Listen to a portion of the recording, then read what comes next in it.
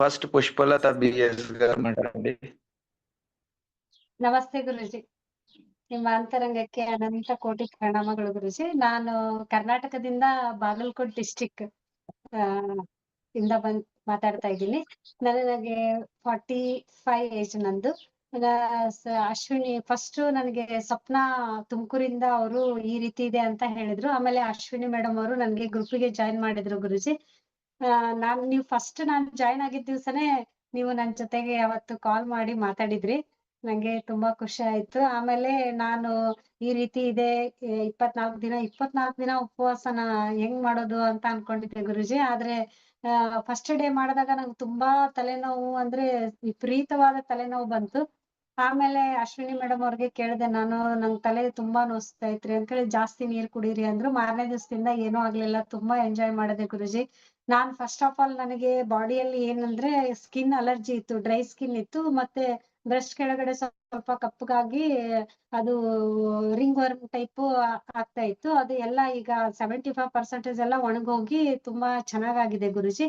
ಆಮೇಲೆ ವೇಟ್ ನಾನು 7 ಡೇಸ್ ಉಪವಾಸ ಮಾಡಿದಾಗ 1 kg ಇನ್ಕ್ರೀಸ್ ಆಗಿದ್ದೆ ಗುರುಜಿ. ಆವಾಗ ಮೇಡಮ್ ಅವ್ರ ಹತ್ರ ಹೇಳಿದೆ, ಎಲ್ಲಾರು ವೇಟ್ ಲಾಸ್ ಆಗಿದ್ದೇನೆ ಅಂತ ಹೇಳ್ತಾರ, ನಾನು 1 kg ಹೆಚ್ಚಿಗೆ ಆಗಿದ್ದೀನ್ರಿ ಮೇಡಮ್ ಅಂದೆ. ಅದು ಇಂಚಸ್ ಲಾಸ್ ಆಗಿರುತ್ತೆ, ನೀವು ಇದ್ರ ಬಗ್ಗೆ ತಲೆ ಕೆಡಿಸ್ಕೋಬೇಡ್ರಿ, ವೇಟ್ ಬಗ್ಗೆ ತಲೆ ಕೆಡಿಸ್ಕೋಬೇಡ್ರಿ ಅಂದ್ರು.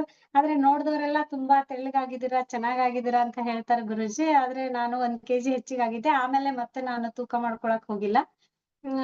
ಮತ್ತೆ ನನಗೆ ಈ 24 ದಿನದಲ್ಲಿ ಇದು ಮೊದ್ಲೆಲ್ಲ ಧ್ಯಾನ ಮಾಡ್ತಿದ್ದೆ. ನೀವು ಫಸ್ಟ್ ನಾನ್ ಕ್ವಶನ್ ಕೇಳಿದಾಗ, ನೀವು ಎದಕ್ಕೋಸ್ಕರ ನೀವು ಇದನ್ನ ಸೇರ್ಕೊಂಡ್ರಿ ಅಂತ ಕೇಳಿದಾಗ ನನಗೆ ನಾನ್ ಥಾಟ್ಲೆಸ್ ಸ್ಟೇಜಿಗೆ ಹೋಗ್ಬೇಕು ಅಂತ ಹೇಳಿದೆ.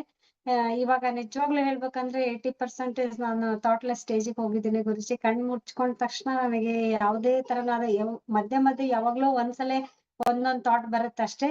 ಅದನ್ನು ಕೂಡ ನಾನು ಇಗ್ನೋರ್ ಮಾಡ್ಬಿಡ್ತೀನಿ. ನನ್ನೊಳಗೆ ನಾನು ಹೋಗೋದಕ್ಕೆ ನಂಗೆ ಇದು ಸಂಯಮ ತುಂಬಾ ಅನುಕೂಲವಾಗಿದೆ ಗುರುಜಿ. ಮತ್ತೆ ನನಗೆ ಸಂಯಮ ಅನ್ನೋದು ನಿಜವಾಗ್ಲೂ ಬಂದಿದೆ ಗುರುಜಿ. ಯಾಕಂದ್ರೆ ನನಗೆ ಫಸ್ಟ್ ಆಫ್ ಆಲ್ ಪೇಶನ್ಸ್ ಅನ್ನೋದೇ ಇರ್ಲಿಲ್ಲ.